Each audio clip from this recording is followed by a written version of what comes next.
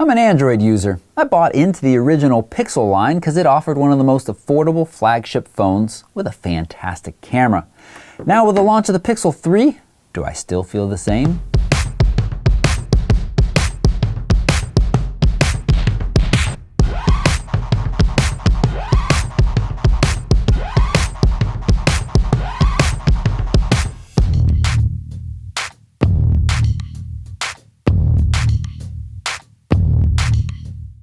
It wasn't just the camera that appeals to me about the Pixel line. As an Android user, it's that pure Google experience with those frequent updates, knowing that at least for the next year or so, you're going to get a phone that stays software current.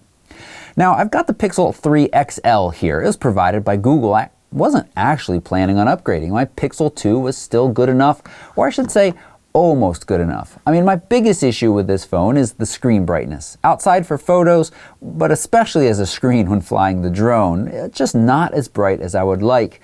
And as good as the camera is in this phone, I do wish it had more manual-friendly control. I've talked about that in previous videos.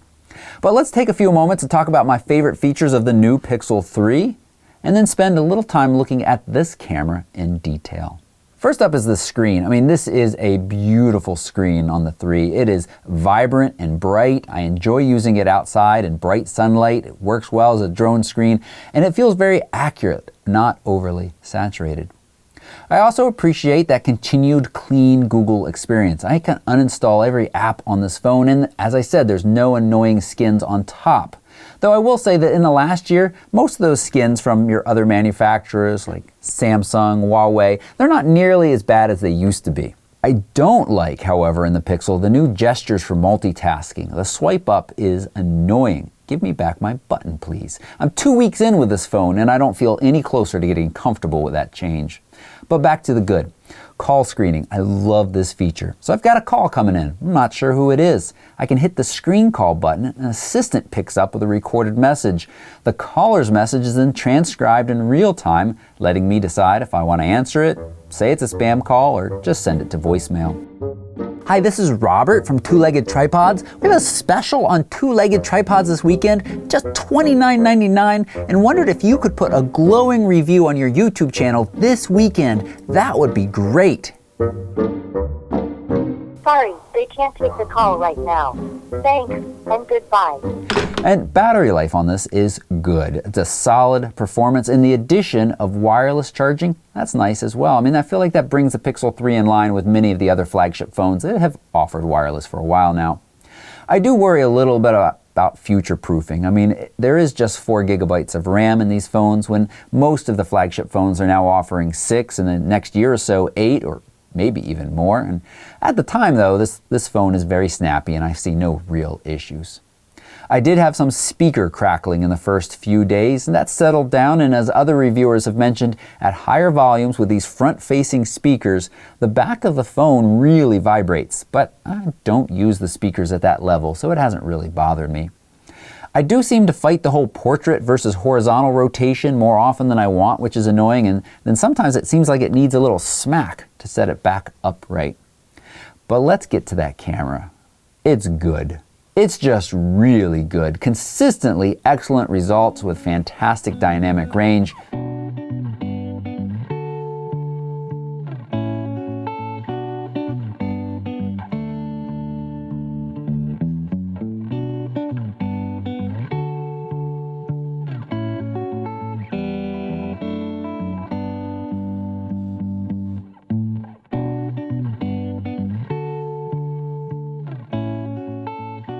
And that new night shot mode that's coming, I've installed an APK that gave me availability to it. It is stunningly good. It's some kind of voodoo magic good.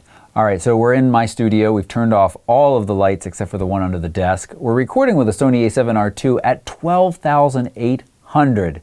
It's very dark in here. I've got the Google Pixel 3. I'm gonna go more and bring up the night shot mode for this old film camera sitting on the desk here. I'm gonna come in. Now noticing it focuses right away. I hit this button. It does want you to hold still. You don't have to hold perfectly still, but close to it. And now it's captured this image, and we take a look at that, and it's hard to even believe that this is the image that we just captured. And we zoom in, and there's just some awesome detail. And the lack of noise is just ridiculous.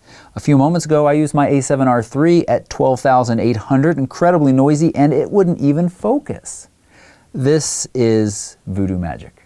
Portrait mode, that's where Google uses the algorithm to determine the subject and artificially blurs the background. That's noticeably improved and gives me good, consistent results. And even though it's called portrait mode, you can use it on anything at all. It doesn't have to be just people portraits. Your dog, a leaf hanging off a branch, any of that works just fine. And now let's talk about RAWs, which we don't typically talk about with phones. They've started to be available to us and more in the last couple of years, but what I've typically found is the RAWs just aren't worth it, especially with the Pixel 2. They just are noisy, and that image processor inside deals with noise and detail better than any post-processing software that you can throw the image into. But the RAWs from the Pixel 3 are a different story. These look great and respond really well to editing. Overall, the camera continues to impress me. The only areas it's lacking, the close focusing. It's fairly limited. If you want a good macro picture with this phone, consider picking up the Moment Lens macro lens. Otherwise, you just can't get very close. And that brings up another issue. The camera app is clean and streamlined. That's good.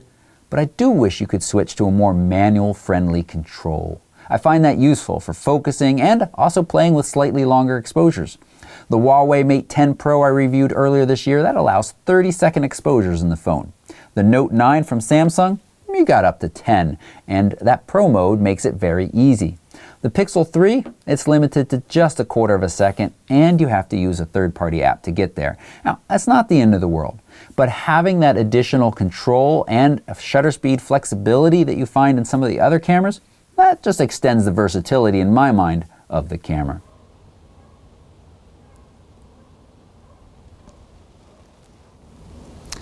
Close focusing ability on the Pixel 3 isn't great, but it's not bad either. It's somewhere in between. But if you combine it with that super res zoom, this is a digital zoom that the Pixel 3 is providing that is far better than any digital zoom has been in the past. It's using almost pixel shift-like technology, the handshake, to capture several images from multiple angles, maybe even just a pixel difference, and combining those into a higher res shot. Using that zoom kind of counteracts that minimum focusing distance that I'm not too impressed with to give you some really impressive results. But if you want a fantastic macro, you're gonna add the Moment Lens, or you're gonna look at one of those other manufacturers that allows you to get a lot closer. Another nice feature of the Google Pixel 3 is its IP68 rating. Basically means fully waterproof. It should now be able to spend up to 30 minutes submerged as deep as 1.5 meters. Now, I'm not recommending any of you watch this video and then go toss your phones in a pool that deep, but you should be able to stick it underwater for some shots. It's important though to note, your screen becomes very unresponsive. You should make sure that one of your physical buttons is assigned picture taking, or if you want to do video, start the video before you enter the water.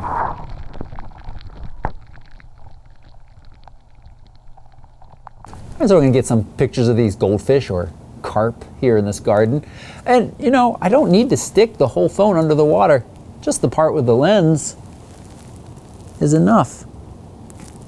And then it's always tricky to see what you're shooting. So take more shots than you would otherwise. Autofocus on the Pixel 3 has improved and by default will track your subject, whatever you've touched on the screen. It's just nice peace of mind to know that your camera is going to continue to track and keep your subject in focus. If image quality is an important factor in your decision for what phone to buy next, you're going to be very happy with the Pixel 3. If you appreciated this video, hit that subscribe button and the notification bell so you won't miss future videos. And hit that thumbs up as well. I want to know your one prediction for the killer feature that Google should or needs to add to the Pixel 4. Thanks so much for watching.